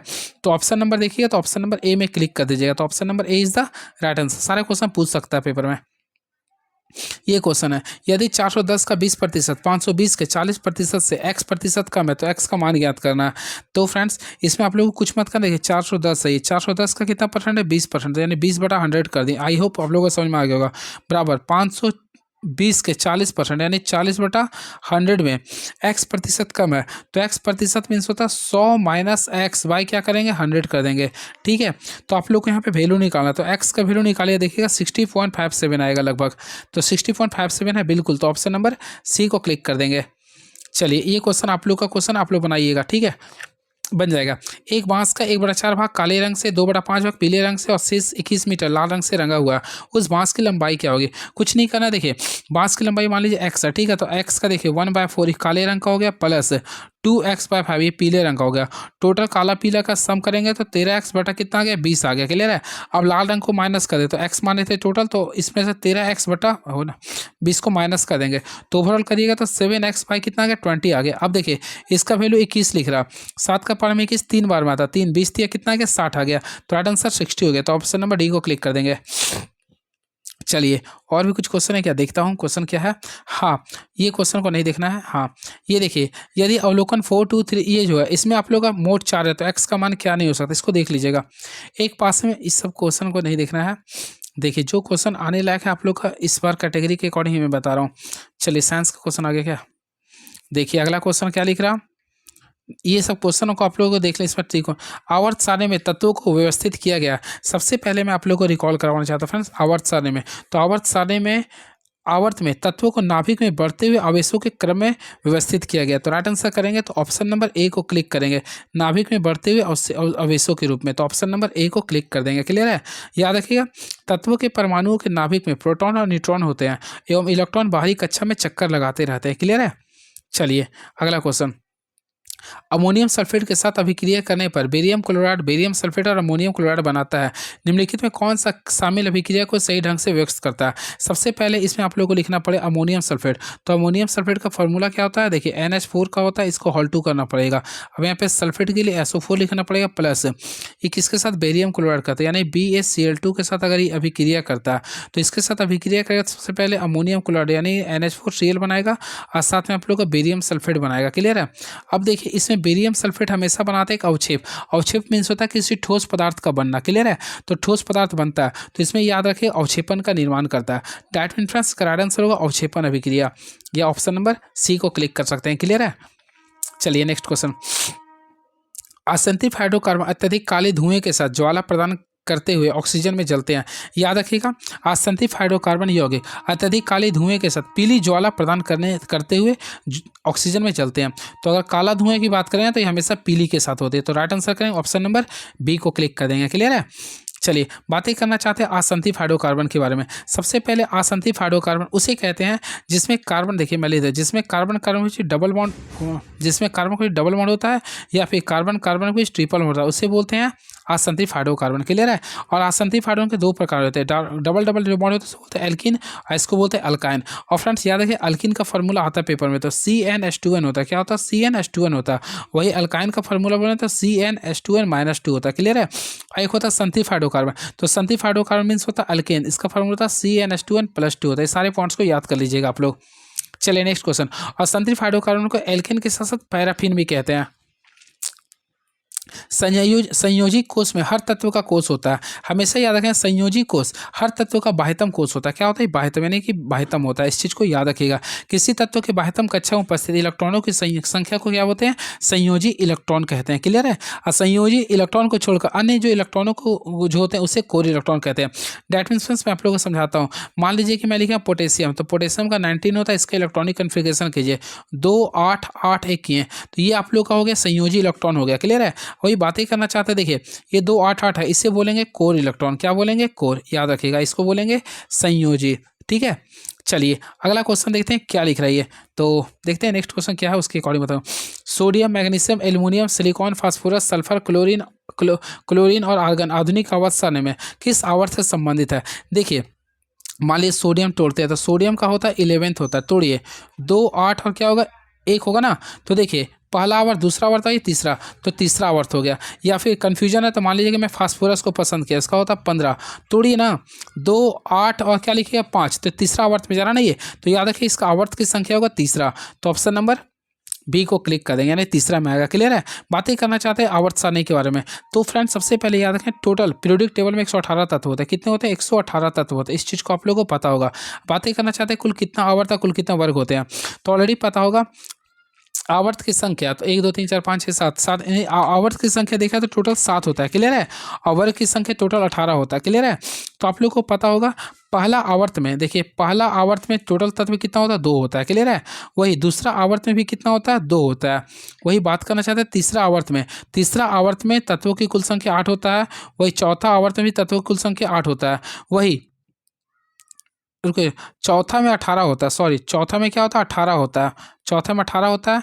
वही पाँचवा में अगर बात करना चाहते हैं तो टोटल पाँचवा में भी आप लोग का 18, सॉरी पाँचवा में 18 होता है, ठीक है। और वही बात करना चाहते हैं छठा में, तो आप लोग इसको देख लीजिए, मैं कंफ्यूज कर गया हूँ, देख लीजिए क्वेश्चन यहाँ से आता है। वैसे मैं बताना चाहता हूँ सबसे इंपॉर्टेंट चौथा आवर्त जो होता है वह पोटेशियम से प्रारंभ होता है जो कि क्रिप्टॉन तक चलता है, इस चीज़ को याद रखिएगा। और पाँचवा आवर्त जो होता है ना वह रूबिडियम से प्रारंभ होता है, जीनॉन तक चलता है। इस चीज़ को भी आप लोग को ध्यान में रखना पड़ेगा, क्लियर है। चलिए अगला क्वेश्चन देखते हैं क्या लिख रहा है ये। तो फ्रेंड्स नेक्स्ट क्वेश्चन आप लोग का ये है, मैं भूल नहीं जाता हूँ। देखिए छठा और सातवां, देखिए छठा जो है ना इसमें टोटल 32 होता है और सातवां में जो भी बच गया सारा इसी में ऐड हो रहा है, ठीक है। बेंजीन कौन सा हाइड्रोकार्बन है?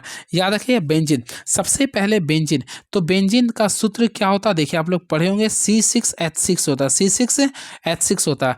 और संतृप्त में तो हमेशा जानते हैं कार्बन का जितना पार्ट होता है उसके डबल से 2 ज़्यादा होता है, संतृप्त में होता है, तो ये तो पहला कैंसिल हो गया। असंतृप्त में होता है जितना होता है उसका डबल या फिर उससे 2 कम, तो 6 दूनी 12 होना चाहिए या फिर 10 होना चाहिए, ये भी कैंसिल हो गया, तो दोनों तो नहीं होगा। अति संतृप्त आज तक मैं पढ़ा ही नहीं हूँ, तो लास्ट क्या बच गया? एरोमेटिक। तो ये क्या होता है? एरोमेटिक होता है। अगेन आई रिपीट, बेंजीन एक प्रकार का एरोमेटिक हाइड्रोकार्बन होता है, क्लियर है। अब देखिए बेंजीन का स्ट्रक्चर मैं बताना चाहता हूँ। देखिए इसका रिंग स्ट्रक्चर बनाएगा तो इस टाइप से आप लोगों को बनाना पड़ेगा। ये आप लोगों का रिंग स्ट्रक्चर है, इसमें ये दे देता है, ये रिंग स्ट्रक्चर हो गया, क्लियर है।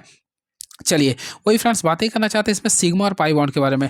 देखिए बेंजीन का फॉर्मूला आगे लिख लीजिएगा, C6H6 होता है। अब देखिए मैं सजाता हूँ, आगे कार्बन की संख्या 6 लिखना, 1 लिखिएगा, 2 आप लोग का 3 ये 4 और ये 5 होता है और ये आप लोग का ये 6 होता है। सबसे पहले याद रखिएगा जो मैं बता रहा हूँ, सबसे पहला कारण होगा एक बंधन दीजिएगा, अगला के बीच डबल दीजिएगा, क्लियर है। अगला के बीच सॉरी अगला के बीच क्या करना पड़ेगा आपको, सिंगल देना पड़ेगा। देखिए सिंगल, फिर क्या लिखिएगा डबल, फिर सिंगल, फिर क्या लिखिएगा डबल, ये इसका रूल होता है, क्लियर है।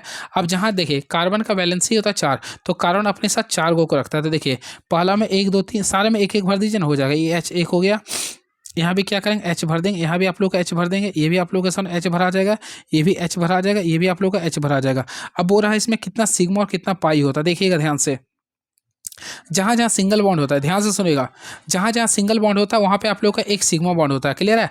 और जहाँ डबल बॉन्ड होता है उसमें एक सिग्मा और एक पाई होता है, और जहाँ ट्रिपल बॉन्ड होता है उसमें 2 पाई और एक सिग्मा होता है। तो यहाँ पे देखिए आगे सिंगल बॉन्ड, तो सिंगल बॉन्ड की संख्या टोटल देखेंगे तो 9 आ रहा है, क्लियर, यानी 9 सिग्मा आ गया। अब डबल बॉन्ड 3 है, तो 3 है यानी कि 3 आप लोग का सिग्मा आ गया, तो 9 3 कितना 12 आ गया सिग्मा। डबल बॉन्ड की संख्या 3 था, तो 3 आप लोग का क्या आ गया, पाई बॉन्ड आ गया। ये आप लोग को ध्यान रखना पड़ेगा, यानी 9 सिग्मा आ गया, सॉरी 12 सिग्मा लिख देता हूँ, 12 सिग्मा हो गया, 3 क्या हो गया, pi bond. I hope clear हुआ होगा। भारत के किस शहर में पहली भारतीय वाटर टैक्सी सेवा का शुभारंभ किया गया, तो इसका राइट आंसर होगा मुंबई होगा। क्या होगा, ये मुंबई होगा, इस चीज़ को याद रखिएगा। चलिए अगला क्वेश्चन, निम्नलिखित में कौन गोंडवाना लैंड का हिस्सा नहीं है, तो देखिए ऑप्शन के अकॉर्डिंग देखिए तो उत्तरी अमेरिका गोंडवाना लैंड का हिस्सा नहीं है। हाल ही में भारतीय सेना के द्वारा 3 दिवसीय शीतकालीन उत्सव का आयोजन कहाँ किया गया, तो याद रखिए इसका राइट आंसर होगा जम्मू कश्मीर में। कहाँ पे हुआ, जम्मू कश्मीर में। फ्रैक्ट से फ्रेंड्स आप लोग बताइए, जम्मू कश्मीर का वर्तमान मुख्यमंत्री का नाम क्या है, तो कौन है, आप लोग कमेंट बॉक्स में बताइएगा। तो उमर अब्दुल्ला है। और फ्रेंड्स आप लोग बताइए जम्मू कश्मीर का वर्तमान LG कौन है, तो ये आप लोग को कमेंट बॉक्स में लिखना पड़ेगा, क्लियर है। चलिए अगला, लद्दाख के मैं बता दिया था कविंदर सिंह हो गए, क्लियर है। चलिए अगला क्वेश्चन देखता हूँ क्या लिख रहा है ये, चलिए देखता हूँ क्वेश्चन क्या लिख रही है, इसको हटाइए, करंट अफेयर में देख लेता हूँ। हाँ, ये क्वेश्चन आप लोग के लिए काफ़ी इंपॉर्टेंट क्वेश्चन है, देखिए मैं ठीक से बता दूंगा। जब लाइट हाउस के शीर्ष से समुद्र तल से 120√3 मीटर ऊपर देखा जाता है, तो इसके ओर आ रहे जहाज का अवनमन कोण 30 डिग्री से 60 डिग्री हो जाती है। तो अवलोकन अवधि के दौरान जहाज द्वारा तय की दूरी ज्ञात करना है, कुछ भी नहीं करना है, आप लोग को दूरी ज्ञात करना है। देखिए मैं जो ट्रिक बता रहा हूँ ध्यान से सीखिएगा। सबसे पहले लाइट हाउस है, मान लीजिए लाइट हाउस है, क्लियर है, समुद्र तल से 120√3 मीटर ऊपर देखते हैं।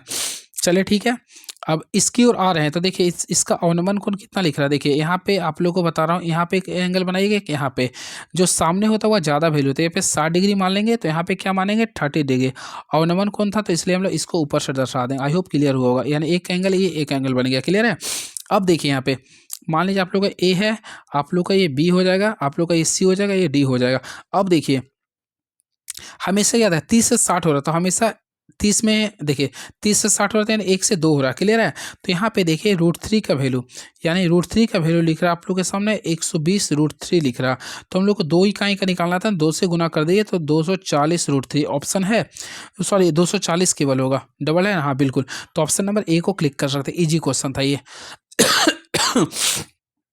चलिए अगला, नहीं समझ में आया क्या, देखिए इसमें फ्रेंड्स आप लोग देखिए √3 का वैल्यू आप लोग के सामने कितना लिख रहा है, 120√3 लिख रहा नहीं ये, तो ये √3 कट गया, तो हम लोग को 2 का वैल्यू चाहिए था, तो 2 को 120 से गुना कर दीजिए ना, तो कितना आ गया 240 आ गया। तो इजी तो क्वेश्चन था ये, तो ऑप्शन नंबर ए को क्लिक कर देंगे। चलिए अगला क्वेश्चन देखते हैं क्या लिख रही है, उसी के अकॉर्डिंग और मैं बताऊँगा। चलिए, यदि एक तार को वर्गाकार मोड़ दिया जाता है तो उस वर्ग का क्षेत्रफल 81 मीटर स्क्वायर हो जाता है। यदि तार को अर्धवृत्ताकार मोड़ दिया जाए तो उस अर्धवृत्त का क्षेत्रफल कितने सेंटीमीटर स्क्वायर होगा। सबसे पहले याद रखिएगा वर्ग का क्षेत्रफल क्या होता है, भुजा स्क्वायर, तो 81 किसका होता है 9 का, यानी इसका साइड कितना आ गया, देखिए ए का साइड कितना आ गया 9 आ गया। अब अर्धवृत्त का परिमाप जो होता है वर्ग के परिमाप के बराबर हो जाएगा। तो अर्धवृत्त का परिमाप आप लोग पढ़ेंगे क्या होता है, πr प्लस 2r होता है, ये लिखेंगे वर्ग की भुजा के बराबर।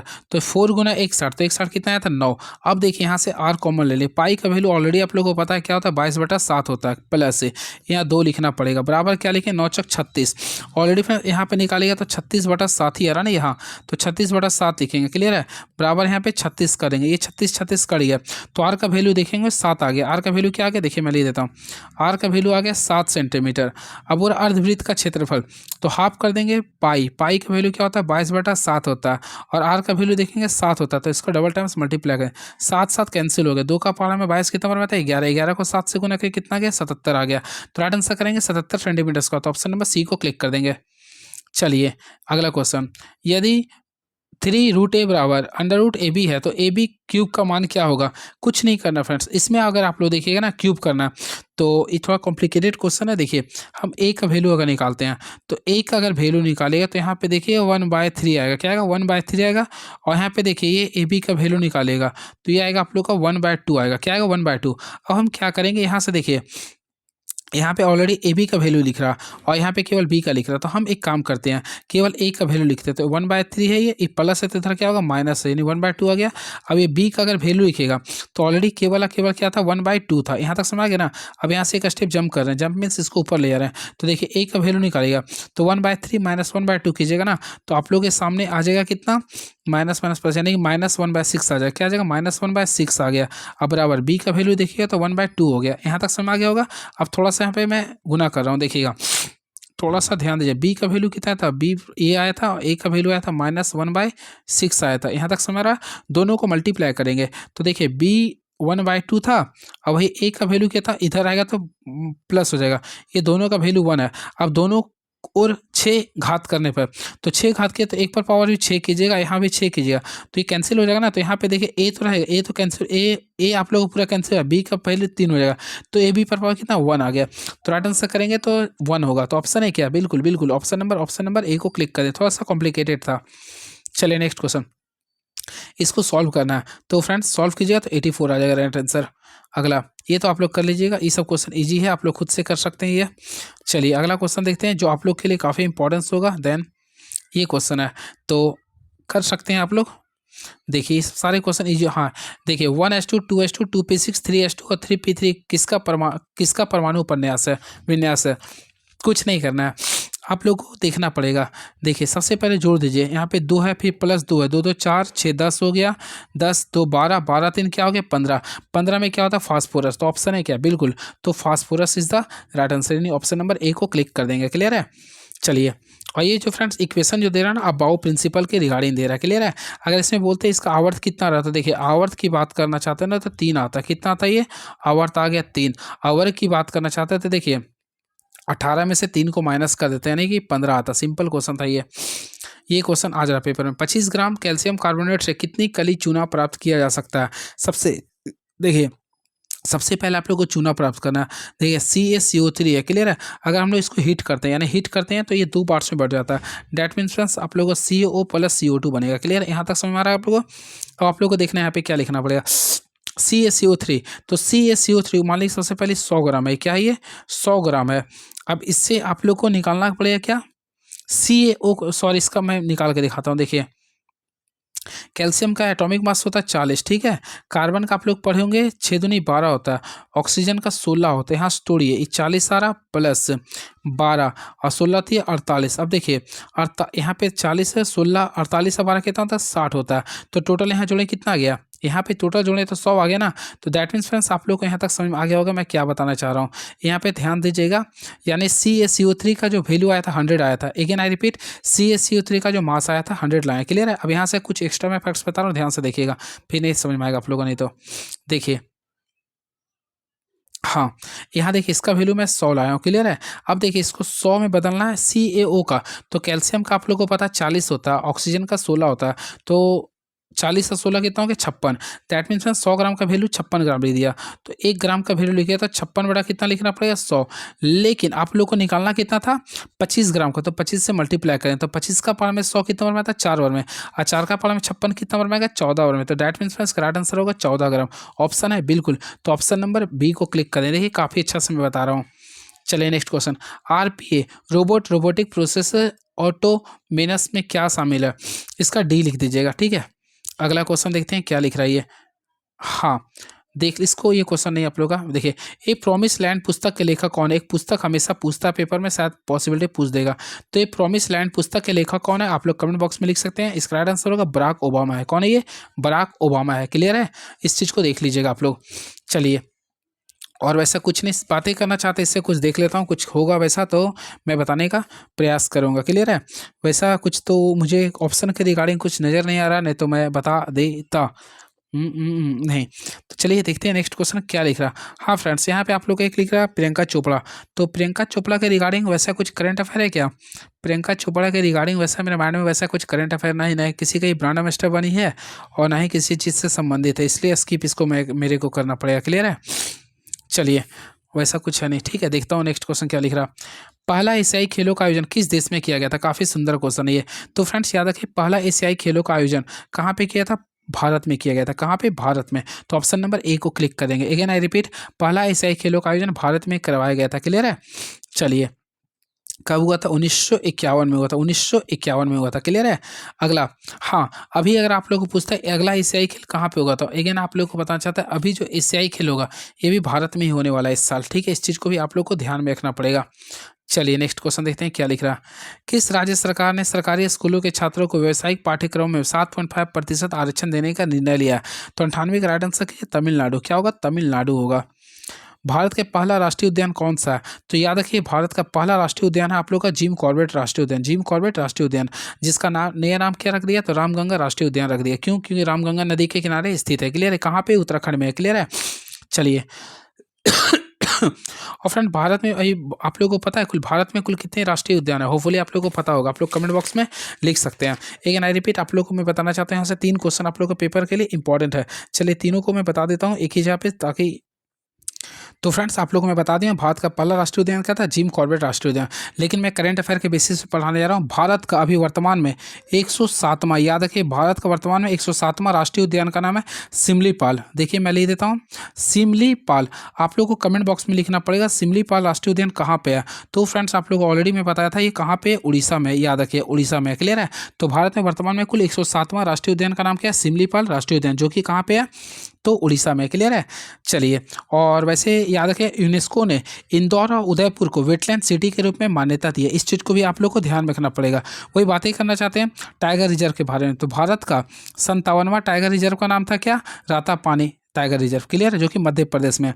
और 58वां टाइगर रिजर्व का नाम देखिए, टाइगर रिजर्व का नाम है माधव था, जो कि आप लोगों को कहाँ पे? कमेंट बॉक्स में लिखे है। ये भी आप लोगों का मध्य प्रदेश में। क्लियर है? चलिए, और वैसे कुछ इससे क्वेश्चन होगा तो मैं बता देता। चलिए नेक्स्ट क्वेश्चन, डिजिटल इलेक्ट्रॉनिक्स के लिए दुनिया का पहला राइट टू रिपेयर कानून कहाँ की विधानमंडल द्वारा पारित किया गया? तो इसका राइट आंसर होगा अमेरिका का। क्लियर है? चलिए, अमेरिका के रिगार्डिंग कुछ करंट अफेयर बता देता हूँ, जो अमेरिका हमारे देश के लिए काफ़ी इंपॉर्टेंस होंगे, शायद प्रस्तावित डेट के लिए इंपॉर्टेंस होगा। सबसे पहले आप लोग को मैं बताना चाहता हूँ अमेरिका के रिगार्डिंग। देखिए 2026 का, देखिए 2026 का जो G20 शिखर सम्मेलन होने वाला है वह अमेरिका में होगा। क्लियर है? पहला क्वेश्चन ये आप लोगों को समझ में आ गया। अमेरिका का वर्तमान राष्ट्रपति कौन है? डोनाल्ड ट्रंप होंगे। क्लियर है? और इसके साथ साथ और वैसा कुछ है नहीं तो मैं बता देता, हम बहुत सारा क्वेश्चन होते हैं। चलिए, और वैसा कुछ है नहीं। चलिए फिर, हाँ, फ्रांस के रिगार्डिंग बताना चाहते हैं। अभी G7 की जो अध्यक्षता मिल चुका वो आप लोगों को फ्रांस को मिल चुका, ये भी आप लोग को ध्यान में रखना पड़ेगा। क्लियर है? चलिए, और फ्रेंड्स कैसा लगा करंट अफेयर क्वेश्चन? सारे चीज़ को मैं बताने का भरपूर प्रयास किया हूँ। ठीक है? बाकी आप लोग को देखिए पद्म विभूषण को भी मैं बता दिया, उसमें कुल कितना लोगों को मिला था। और मैं शुरू में तो बहुत सारा कंटेंट लेके आया हूँ, इसको आप लोगों को दिखाना था, लेकिन वैसा टॉपिक नहीं आया, नहीं तो मैं बता देता। क्लियर है? देख लीजिए, भारतीय क्रिकेट विश्व कप 2025 का विजेता कौन है? तो देख लीजिए, इस सब चीज़ को एक बार आप लोग देख लीजिए, क्योंकि बहुत ही इंपॉर्टेंस करंट अफेयर है ये सब सारे। देख लीजिए, खेलो उलो का भी बहुत इंपॉर्टेंट है, सारे को एक बार देख लीजिए, काफ़ी इंपॉर्टेंट है ये। देख लीजिए, ये सब इंपॉर्टेंट है। हो सके तो नेक्स्ट वीडियो में आता हूँ, अगर ऐसा क्वेश्चन होता है तो सारे को मैं बता दूंगा। देखिए, सबसे पहले संघाई सहयोग संगठन के नए सदस्य कौन बने? बेलारूस। और 9वां कौन था? ईरान। नाटो के 31वां बने फिनलैंड। और 32वां स्वीडन। ब्रिक्स के कुल 10 सदस्य हो गए, इंडोनेशिया 10वां हो गया। WTO के लास्टवां सदस्य बन गए ईस्ट तिमोर। आसियान का भी ईस्ट तिमोर। ADB का 69वां इजराइल। NDB का कोलंबिया और उज्बेकिस्तान और अल्जीरिया। और IUCN का तुलाबू और आर्मेनिया। तो फ्रेंड नेक्स्ट वीडियो में आता हूँ तो और भी मैं आप लोग को बताऊंगा। क्लियर है? तब तक आप हमारे चैनल के साथ बने, ये सब सारे को मैं डिस्कस कर दिया हूँ, तब तक आप हमारे चैनल के साथ बने रहे। Thank you so much. Please, हाँ, दिवस को देख लीजिए। संविधान दिवस का क्या था आप लोग का theme? Our constitution our pride. 19 नवंबर को मनाते हैं अंतर्राष्ट्रीय पुरुष दिवस, और 14 नवंबर को बाल दिवस मनाते हैं, 12 नवंबर को विश्व निमोनिया दिवस मनाते हैं, 1 नवंबर को विश्व शाकाहारी दिवस मनाते हैं। तो ये सारे पॉइंट्स को आप लोग एक बार देख लीजिए। क्लियर है? हाँ, देखिए, चौथा काशी तमिल संग्रहालय कहाँ पे हुआ था? संगना भैया वाराणसी में हुआ। कहाँ पे हुए? वाराणसी में हुआ, ठीक है? और गणतंत्र दिवस 26 का कहाँ पे हुआ? कर्तव्य पथ में हुआ। मुख्य अतिथि कौन थे? उर्सुला वॉन डेन लियोन होने वाला है और साथ में एंटोनियो कोस्टा होने वाला है, क्लियर है? और दीपावली को क्या जोड़ा गया? अमूर्त यूनेस्को की 15वां अमूर्त सांस्कृतिक विरासत के रूप में जोड़ा गया। इस सारे पॉइंट्स को भी आप लोग देख लीजिए, क्लियर है? तब तक आप अपने चैनल के साथ बने रहिए। मैं नेक्स्ट वीडियो में फिर से आता हूँ। Thank you so much.